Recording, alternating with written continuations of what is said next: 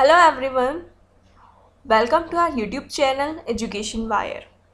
Today we will talk about 100 Years of Solitude by Gabriel Garcia Marquez. 100 Years of Solitude published हुआ 1967 में by a Colombian author Gabriel Garcia Marquez. 100 Years of Solitude is a history of a town named Macondo. ये story 7 generation की बात करती है and as its name represents it is a story of 100 years.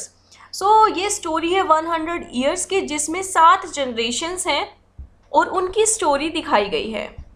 100 Years of Solitude is indeed told in chronological order. It tells the story of Buendia family around 1820 से 1920.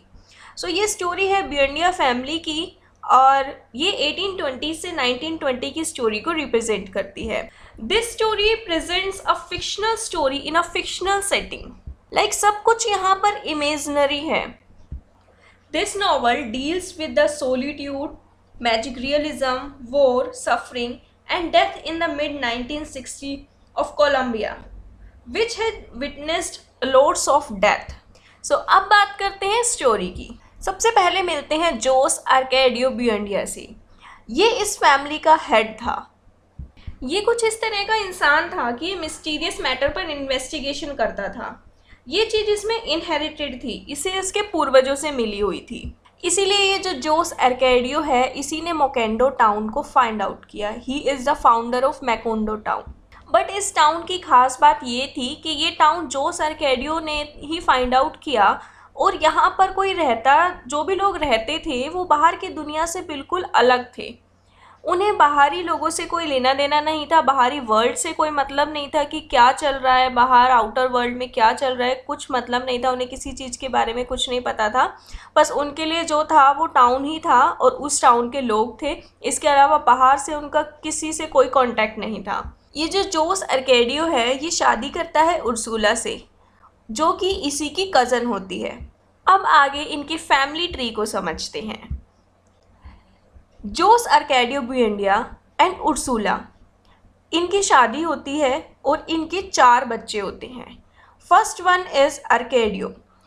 जोस Arcadio Buendia का पहला सन है आर्केडियो, जिसे आर्केडियो second के नाम से जाना गया.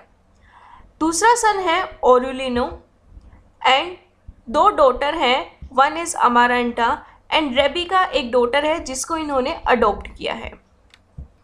अब हम सबसे पहले बात करेंगे आर्केडियो सेकंड के बारे में, जो कि इसका जोस आर्केडियो का पहला बच्चा है. ये है इनका फैमिली ट्री. ये जोस आर्केडियो और उर्सुला और इनके 4 बच्चे आर्केडियो सेकंड, ओरुलिनो, अमारांटा एंड रेबिका. सो अब बात करते हैं आर्केडियो के बारे में. आर्केडियो मैरी करता है पिलर से. सो अभी हम इस जनरेशन की बात करें जिसमें आर्केडियो मैरिज करता है पिलर से, और जोस आर्केडियो का दूसरा बेटा जो कि है ओरुलिनो, ये अलग अलग लोगों से मिलता है, अलग अलग लड़कियों से मिलता है, क्योंकि ये सिविल वॉर में पार्ट कर लेता है और साथ में वहाँ का लीडर बन जाता है. तो इसको अलग अलग लड़कियों से मिलना होता है, जिसके बाद इसके 17 बच्चे होते हैं और इन 17 के 17 बच्चों का नाम ओरिलियानो ही होता है. एंड जोस आर्केडियो की दोनों डॉटर एक लड़के से प्यार में पड़ जाती हैं जिसका नाम होता है पेट्रियो क्रिस्पी. सो अभी हमने जोस आर्केडियो के बारे में पढ़ा कि इनके 4 बच्चे और उन्होंने किस तरह से अपनी लाइफ आगे स्टार्ट की उसके बारे में. इसके बाद जो आर्केडियो सेकंड है इसका एक बेटा होता है Arcadio third. So this is the complete chart side by side, like Jose Arcadio and Ursula, इनके 4 बच्चे. और इन्हीं चारों में पहले आर्केडियो सेकंड की बात हमने की जिसमें आर्केडियो थर्ड हुआ इनके पास, एंड ओरिलियानो के यहाँ पर 17 बच्चे हैं. और उसके बाद ये दोनों डॉटर पेट्रियो क्रिस्पी से प्यार करती हैं. अब बात करते हैं आर्केडियो थर्ड के बारे में. ये जो आर्केडियो थर्ड है ये सेंटा सोफिया से प्यार करता है. अब ये जो आर्केडियो थर्ड है इसी के आगे 3 बच्चे होते हैं जिसमें one is Aureliano, Arcadio and एक डॉटर होती है जिसका नाम होता है रेमीडियो.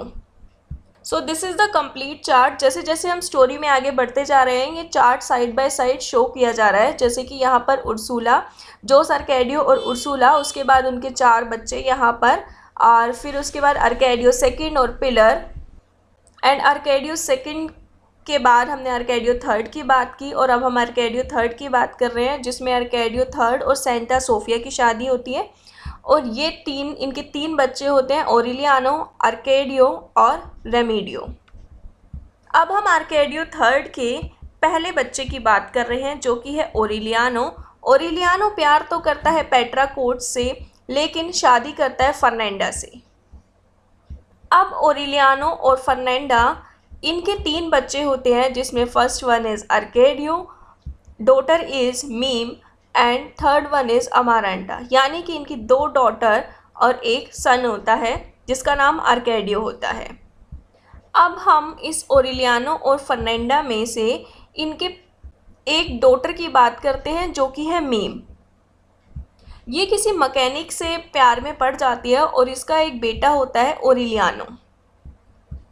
अब इंटरेस्टिंग थिंग इज़, ये ओरिलियानो किससे शादी करता है? ये ओरिलियानो मीम की ही सिस्टर अमारंटा से शादी कर लेता है, क्योंकि ये जानता नहीं है कि अमारंटा कौन है यहाँ पर। तो फिर जब ये अमारंटा से मिलता है तो ये उससे शादी कर लेता है। आगे चलकर ओरिलियानो और अमारंटा का एक बेटा होता है, जिस पे पिग की टेल होती है। वो बच्चा कुछ टाइम बाद मर जाता है, उसको चींटियाँ खा जाती हैं। तो इस तरह इनकी जनरेशन यहाँ पर शो की गई है। I know these names are repeated somewhere, like Arcadio 1, Arcadio second and Arcadio third, and इनके बच्चों के नाम भी बार बार रिपीट हो रहे हैं। तो ये थी बुएंडिया फैमिली, जो कि इसकी जनरेशन दिखाई गई है डिफरेंट। वहीं दूसरी तरफ ये जो विलेज है, इसने अपने इनोसेंस और सॉलिटरी स्टेट को धीरे धीरे ख़त्म करना स्टार्ट कर दिया और दूसरे टाउन्स के साथ कांटेक्ट में आने लगे। सिविल वॉर्स होने लगी और इन सिविल वॉर्स ने वायलेंस और डेथ इतना क्रिएट किया कि जो मोकेंडो की पीसफुलनेस थी, वो इतना पीसफुल था, वो सब कुछ अब डिवास्टेटिंग सिचुएशन में बदल गया। एंड ओरिलियानो, जो कि हमने अभी बताया, जिसके 17 बच्चे थे, ये जब सिविल वॉर होती है तो लिबरल रिबेल्स का लीडर बन जाता है वहाँ पर और काफ़ी पॉपुलर बन जाता है और कर्नल ओरिलियानो बुएंडिया के नाम से जाना जाता है। मोकेंडो की गवर्नमेंट बार बार चेंज होने लगी, वॉर के टाइम पर भी और वॉर के बाद भी। फिर बुएंडिया फैमिली के एक क्रूलेस्ट पर्सन की, सबसे क्रूलेस्ट पर्सन की टर्न आई लीड करने के लिए, जो कि था जोस अर्कैडियो बुएंडिया। वो सबसे ज़्यादा क्रूएलेस्ट था और इसीलिए उसके टाइम पर सबसे ज़्यादा वॉर होने लगी, जिसकी वजह से उसे मरवा दिया गया। इसके बाद एक मेयर को अपॉइंट किया गया, उसकी रिंग में सब कुछ पीसफुल था, उसने सारी लड़ाइयाँ शांत करवा दी थी। इस बुक में बैक टू बैक काफ़ी सारी सेंचुरीज़ की बात की गई है, तो काफ़ी लंबे पीरियड की स्टोरी को यहाँ पर दिखाया गया है इस मोकेंडो टाउन की, और सब चीज़ डिस्क्राइब की गई है, like birth, death, marriage, love affairs and all that, जो कि हमने अभी पढ़ा। सो बुएंडिया फैमिली के जो मैन हैं और विमेन हैं, उनका नेचर भी दिखाया गया है, लाइक वो सेक्सुअली एग्रेसिव होते थे, क्रूएल थे, जबकि कुछ लोग बहुत ही शांत व अकेले रहना पसंद करते थे, बिना किसी के कांटेक्ट में रहे। इस टाउन का मॉडर्निटी के कांटेक्ट में आना कहीं ना कहीं डिवास्टेटिंग है, क्योंकि वो एक पीसफुल प्लेस था और वो तब तक पीसफुल था जब तक वो किसी के कांटेक्ट में नहीं था। कांटेक्ट में आया तो वॉर्स होने लगी। ऐसे ही यहाँ पर कैपिटलिज्म आया बनाना प्लांटेशन के लिए। फिर कैपिटलिस्ट लोगों ने जाकर जो लोगों का शोषण किया, they started exploit the land and workers also. So जिस तरीके से उन्होंने यहाँ प्लांटेशन की और वहाँ पर फिर रहना भी शुरू कर दिया, जो लोग वहाँ पर रूलिंग करने लगे। फिर एक दिन उनकी क्रुएलिटी और इनह्यूमैनिटी देखकर वर्कर्स ने स्ट्राइक भी की। यहाँ मोकेंडो गांव के लोगों की ने स्ट्राइक भी की। सो ये जो प्लांटेशन ओनर के साइड की जो आर्मी थी, उन्होंने उस स्ट्राइक को ख़त्म कर दिया। 1000 ऑफ वर्कर्स डाइड देयर। वहाँ पर काफ़ी सारे लोगों को मरवा दिया गया। जैसे ही इन बॉडीज़ को डंप किया जाने लगा तो वहाँ पर रेन स्टार्ट हो गई और वो रेन कंटिन्यू चली। 5 सालों तक वो रेन चलती रही, जिसकी वजह से बाढ़ भी आ जाती है और मोकेंडो टाउन पूरी तरह से ख़त्म हो जाता है और बुएंडिया फैमिली भी ख़त्म हो जाती है धीरे धीरे।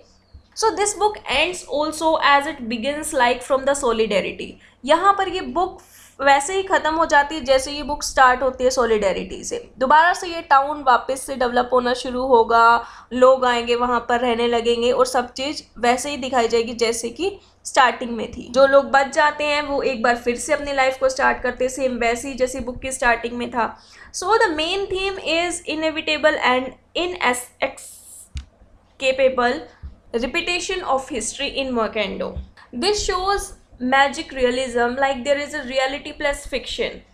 The politically charged violence of Colombia's history is paralleled in Colonel Aureliano Buendia, who wages war against a conservative. So यहाँ पर reality भी दिखाई गई है, कोलंबिया हिस्ट्री भी दिखाई गई है. So the use of real events and Colombian history by Gabriel Garcia Marquez marks 100 years of solitude, an excellent example of magic realism.